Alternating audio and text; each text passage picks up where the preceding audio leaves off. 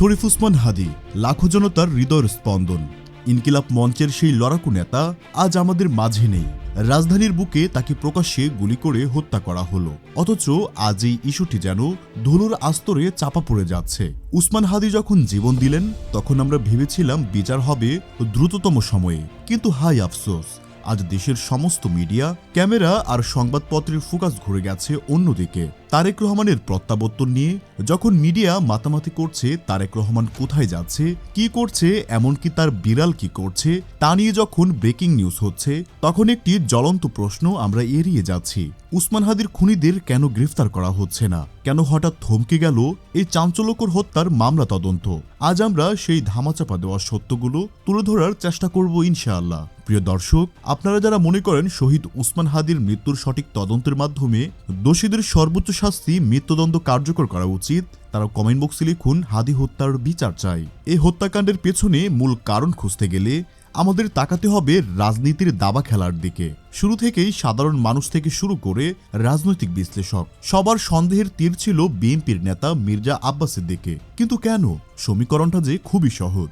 ঢাকা ৮ আসন, এই আসনটি নিয়ে মির্জা আব্বাসের দীর্ঘদিনের পরিকল্পনা ছিল, কিন্তু সেখানে বড় বাধা হয়ে দাঁড়িয়েছিলেন তরুণ ও জনপ্রিয় নেতা শরীফ উসমান হাদি। হাদি এই আসনের নির্বাচনে শক্ত প্রস্তুতি নিচ্ছিলেন। মির্জা আব্বাসের জন্য তিনি ছিলেন এক বিশাল ভয়ের কারণ। আজ হাদি নেই, অর্থাৎ মির্জা আব্বাসের পথ এখন একদম পরিষ্কার। কোনো শক্তিশালী প্রতিদ্বন্দ্বী ছাড়াই তিনি এই আসনে নিজের আধিপত্য বিস্তার করতে পারবে। সন্দেহটা কেবল রাজনৈতিক প্রতিদ্বন্দ্বিতার মধ্যেই সীমাবদ্ধ নেই, এর শিকড় চলে গেছে ব্যাংকিং খাতের গভীর অন্ধকারের দিকে। তদন্তে যে তথ্য বেরিয়ে এসেছে তা রীতিমতো পিলে চমকানোর মতো। মির্জা আব্বাসের মালিকাধীন ঢাকা ব্যাংকে শুটার ফয়সালের ব্যাংক অ্যাকাউন্ট পাওয়া গেছে। একজন ভাড়াটে খুনি বা ভাড়াটে অ্যাকাউন্টে কত টাকাই বা থাকতে পারে?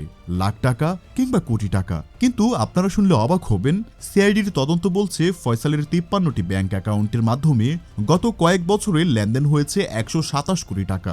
জি হ্যাঁ, আপনি ঠিকই শুনছেন, 127 কোটি টাকা। হত্যার ঠিক আগ মুহূর্তে ফয়সালের অ্যাকাউন্টে ঢোকা বিপুল পরিমাণ টাকা কি শুধুই কাকতালীয়, নাকি এটি ছিল কিলিং মিশনের অগ্রিম পেমেন্ট? হত্যাকাণ্ডের পরপরই একটি খবর দ্রুতই ছড়িয়ে দেওয়া হয়েছে, খুনি ফয়সাল ও আলমগীর ভারতে নাকি পালিয়ে গিয়েছেন। কিন্তু এখন মনে হচ্ছে এটি ছিল তদন্তকে ভিন্ন খাতে প্রবাহিত করার জন্য একটি সাজানো নাটক। আর এই নাটকের স্ক্রিপ্ট রাইটার হিসেবে নাম আসছে বিতর্কিত সাংবাদিক জুলকারনাইন সায়েরের। তিনি প্রথম চাউর করেছিলেন যে খুনিরা ভারতে পালিয়ে গেছেন, কিন্তু আদতে ভারতে পালিয়ে যাওয়ার কোনো সুনির্দিষ্ট তথ্য সরকারের কাছে এখনো পৌঁছায়নি। অনেকেই মনে করছেন খুনিরা ভারতে পালিয়েছে।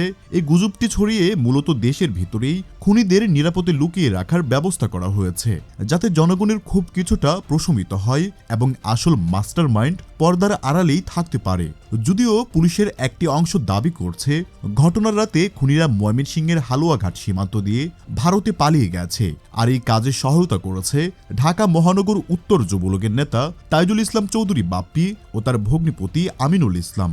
স্থানীয় দালাল ফিলিপ নালের মাধ্যমে 5,000 টাকার বিনিময়ে সীমান্ত পার করার গল্প শোনা যাচ্ছে। আমিনুলকে গ্রেফতারও করা হয়েছে।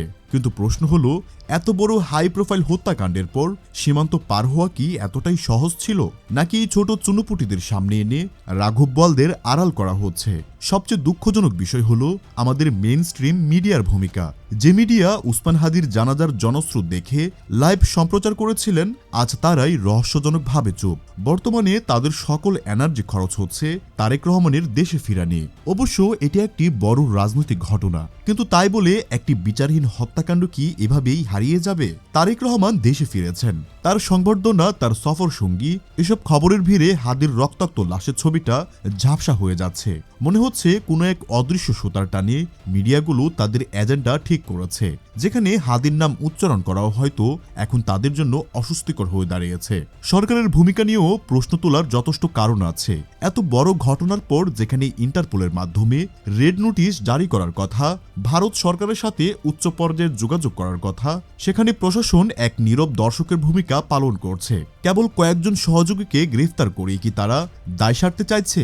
সিআইডি এত বড় মানি লন্ডারিং এর প্রমাণ পাওয়ার পরেও কেন সেই অর্থের উৎসের বা রাঘব বোয়ালদের কলার ধরছে না? এই নীরবতা কি এটাই প্রমাণ করছে যে প্রশাসনের ভিতরেও ঘাপটি মেরে বসে আছে সেই অপশক্তি, যারা চায় না আসল সত্যটা সামনে আসুক। সামাজিক যোগাযোগ মাধ্যম এবং বিভিন্ন অ্যাক্টিভিস্টদের কথায় বারবার উঠে এসেছে সম্ভবত ফেঁসে যাচ্ছেন মির্জা আব্বাস। তার ব্যাংকে খুনির অ্যাকাউন্ট, তার নির্বাচনী এলাকায় হত্যাকাণ্ড এবং তার প্রধান প্রতিদ্বন্দ্বীকে সরিয়ে দেওয়া, সব মিলিয়ে সমীকরণগুলো তার দিকেই নির্দেশ করছে।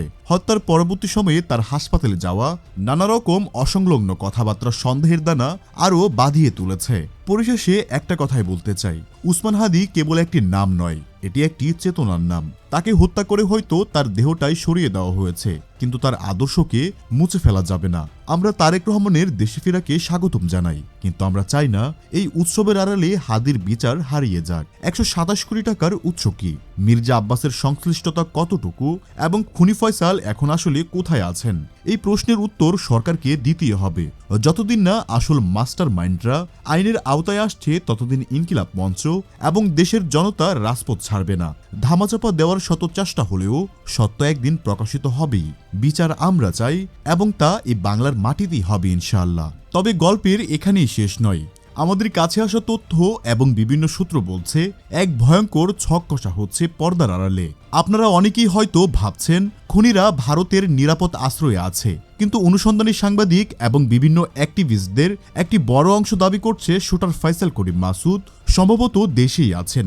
তাকে ভারত পালায়নের গল্পটা শুধুই আইওয়াস। আর এখানেই তৈরি হয়েছে সবচেয়ে বড় আশঙ্কার বিষয়টি, খুনি যদি দেশেই থাকে তবে কি তাকে জীবিত ধরা হবে, নাকি বন্দুকযুদ্ধ বা ক্রসফায়ারের ওই পুরানো নাটকের মঞ্চায়ন করে তাকে চিরতরে চুপ করে দেওয়া হবে।